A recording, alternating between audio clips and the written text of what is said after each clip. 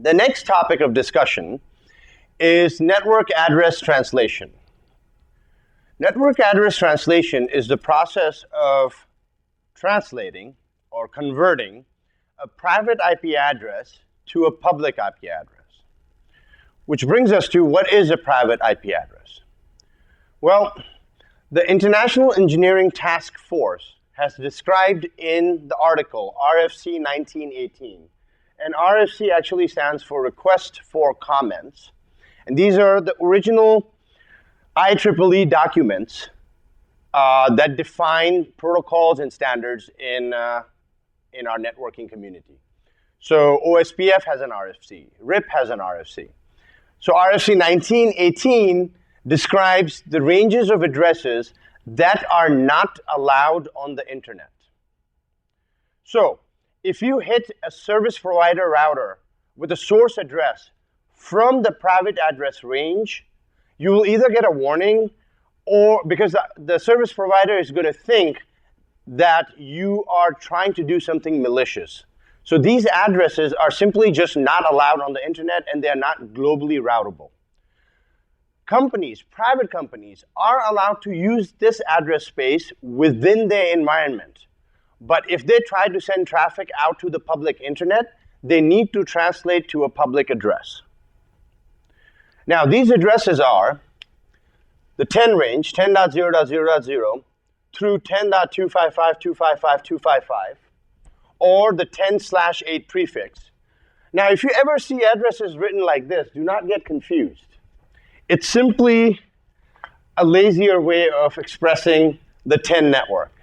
So for example, I have, let's say if I have a classless network, 150.101.0.10.10/21, I can depict this as 150.101.0.0/21, or, so this being the IP address, this being the network address, and I can even shorten it further to 150.101/21, leaving out the last two octets because they're zeros anyways. So if you ever see an address depicted like that, just assume the rest of the fields are zeros. Now that's the Class A range.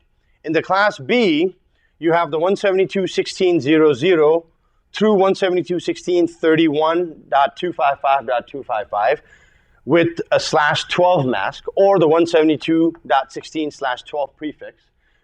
Prefix just means the length of the mask or the network address. So the network address over here is 172.16/12.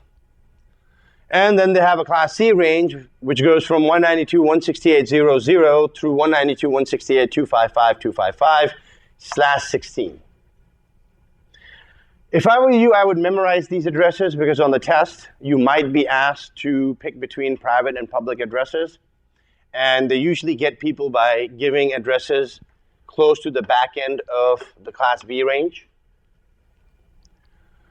Now, to do NAT, we're going to do a lab soon, but the easiest way I personally have seen, or I personally memorize these, is to just break it down, or the configuration, you break it down into 4 steps, 4 simple steps. So, let's say you work at a company and they are using private addresses, and now you need to go to the public internet to do business. And somebody gets assigned to go buy public addresses. So the point I'm trying to make here is that you have to go purchase a pool of public addresses. Now the pool could be 254 addresses, 50 addresses, or maybe just 1 address. Now the corner case of the pool being 1 address we'll explore in a little bit. But the bottom line being, initially when you want to go on the internet and your private firm needs to do business on the internet or go through the internet to another private company on the other side of the internet in another country, you need to create a pool of public addresses on your router. You purchase these addresses, and let's say our pool, when we do our lab, let's make our pool, let's say we went and got the 190.10.10.0/24 pool. That's a pretty big pool. It doesn't really work out like that in the real world. And we'll explore a real world scenario in a bit. But let's first understand how NAT works before we get into more complicated scenarios. So this command is, I should stay on this side of the board.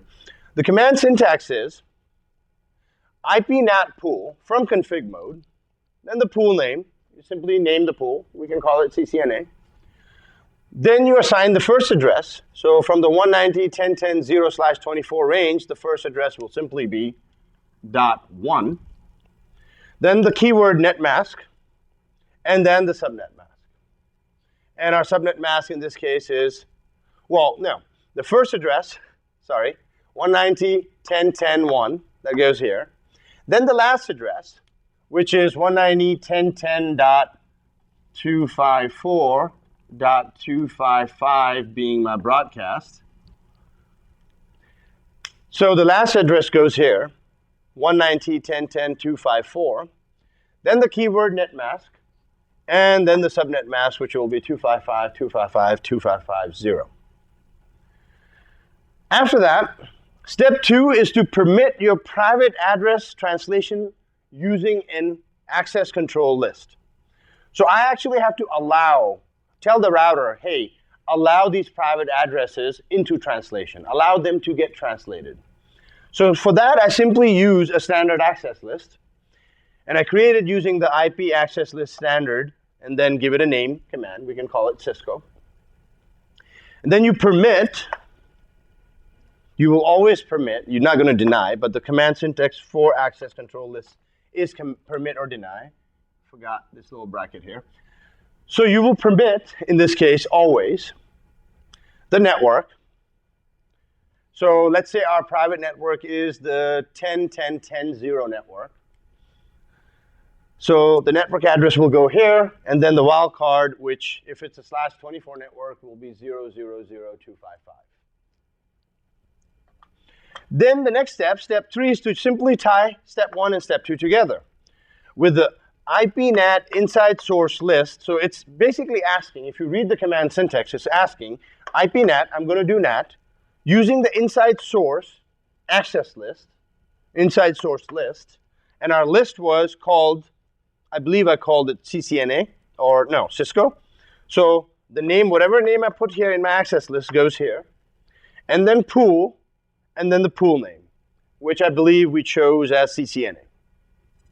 So our pool is CCNA, and our access list is Cisco. And then the keyword overload, we're going to ignore this for now. As I said, when we explore a more real-world scenario, we will look at this keyword. So for now, you'll just hit enter. Then you have to go apply your NAT. So let's assume that, let's just say you have a router 2, let's say. And you have F0/1 on this side and F0/0 on this end. And let's say this end faces your domain. So this is your domain. And let's say F00 faces the internet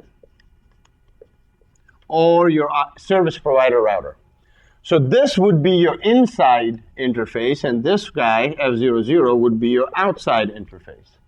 So you apply NAT by basically going inside each of these interfaces by saying interface ID. So for example, if I was going under the inside interface, I would say int F0/1, in this case, above. And then I would simply say IPNAT inside on F0/1, and then I would go into F0/0 and say IPNAT outside. Now to check my work, once traffic has passed through my translating router, I would do the command or execute the command show IPNAT translations.